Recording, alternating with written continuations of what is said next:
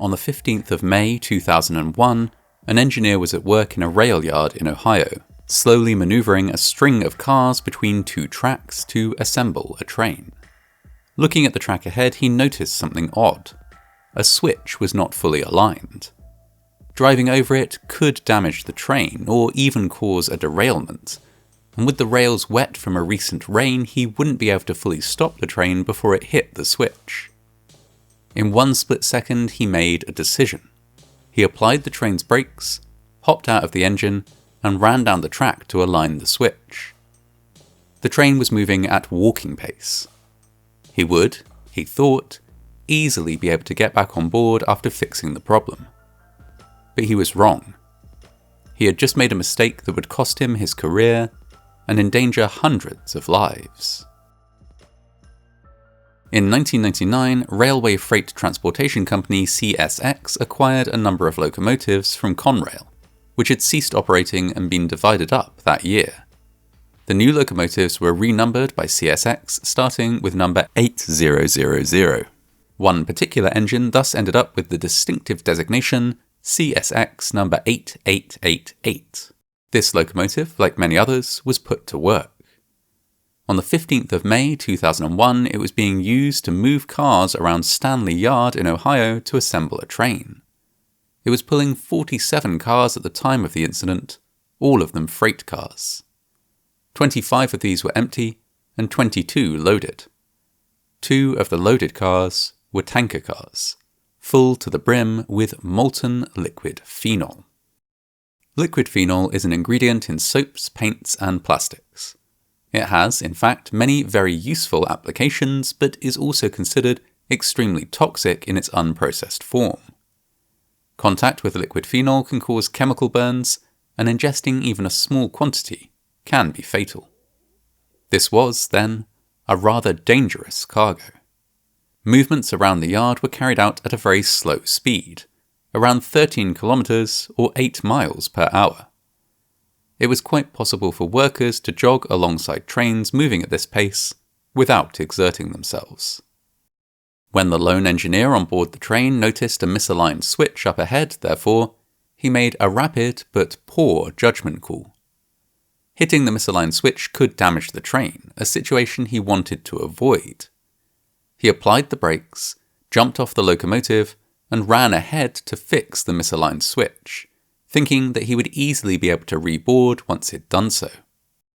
But, once he'd fixed the switch, he was dismayed to see that, rather than slowing to a crawl, the train had instead picked up speed. When he tried to reboard, he stumbled and was dragged along by the train for approximately 24 meters or 80 feet, suffering cuts and bruises. As the train's speed slowly increased, he fell to the ground and was left behind. The train was now out of control, moving too fast to board and with nobody at the controls. Rail yard staff, including trainmaster John Hosfeld, pursued it for a short distance, but soon realized it was hopeless. They called the police and began to make emergency plans. The first course of action was to divert the train into a siding where it could derail safely away from any populated area. However, the train was now moving so fast that it smashed through switches without being diverted. Crew also tried to place a derailleur on the tracks ahead of the train. A derailleur is a device, per its name, designed to derail a train. They are often placed ahead of areas on the railway network where maintenance is being done to prevent trains entering. CSX staff now attempted to use a portable derailleur on the runaway train, but it simply smashed straight through it without derailing. The local police force stationed units ahead of the runaway train and, on a spur-of-the-moment initiative, attempted to shoot a prominent fuel cutoff button. They succeeded only in hitting the adjacent and similarly coloured fuel cap. Even if they had managed to hit their target, this would have been unlikely to halt the train, as the fuel cutoff button has to be held down continuously in order to have any effect. The train, then, thundered on. On the tracks ahead of it, coming in the opposite direction, was CSX number 8392, at the head of another freight train. The crew, 48-year-old engineer Jess Knowlton and 30-year-old conductor Terry Forson were radioed and told to get into the nearest siding as quickly as they could, the only way to avoid a head-on collision. They raced 16 kilometers, or 10 miles up the track and sped, safely, into a siding there. Just as they were breathing a sigh of relief, however, there came another radio call. Once the runaway train passed them, they would be perfectly placed to go after it, couple to the back of it, and try to slow it down. They were the only crew who were close enough to do so before the runaway train reached the town of Kenton, where a sharp bend at the end of a long downward hill would almost certainly cause it to crash. Engineer Jess Knowlton called his wife, asked her to turn on the news, and said goodbye in case things went wrong. Before conductor Terry Forson could call his family, the runaway train blasted past them, and they set off in pursuit.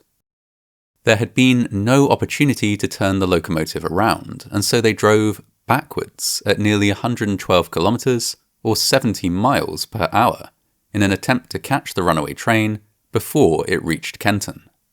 The locomotive, not designed to be driven more than 48 kilometers or 30 miles per hour in reverse, rattled terribly as they picked up speed.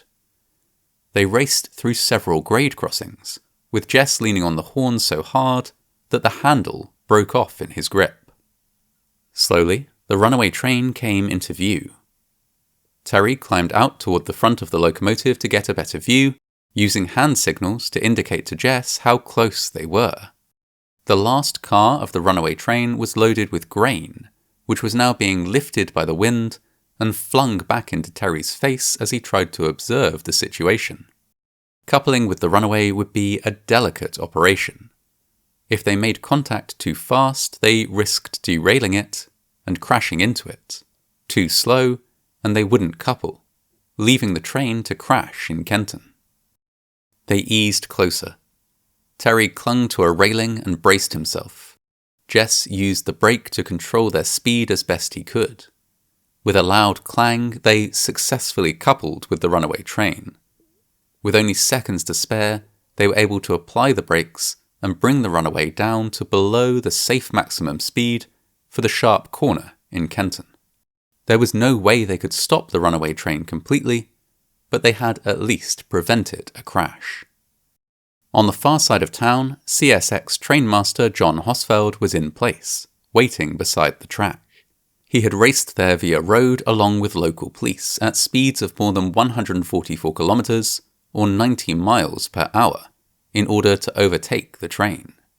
Now, as the train came into view, he saw that it had slowed significantly. As it approached, he was able to reach out, grab a railing, jump aboard, scramble into the locomotive cabin, and finally, firmly apply the brakes. Thanks to the swift actions of everyone involved, the runaway train with a deadly cargo of molten phenol was halted with no major injuries, no deaths, and no significant destruction. Soon after the incident, an investigation was launched to determine why the train had run away in the first place. The cause of the incident had been human error. When the engineer, who was never publicly named, had applied the brakes and jumped out to fix the misaligned switch, he had applied them incorrectly. The train's air brake had been activated, but this was not sufficient to slow the train on its own, and had the unintended effect of deactivating the train's deadman switch, which would otherwise have stopped the train automatically. The additional automatic air brake had been disabled for the purposes of moving the train around the yard, a normal and accepted procedure. It did nothing. But the failure of these brakes shouldn't have mattered, because the engineer also attempted to apply the train's dynamic brake, a brake that uses the train's own momentum to power traction motors to slow or stop the train. The engineer completed almost the entire process of applying these brakes, but, due to a moment of inattention, failed to complete the final step before jumping off the train.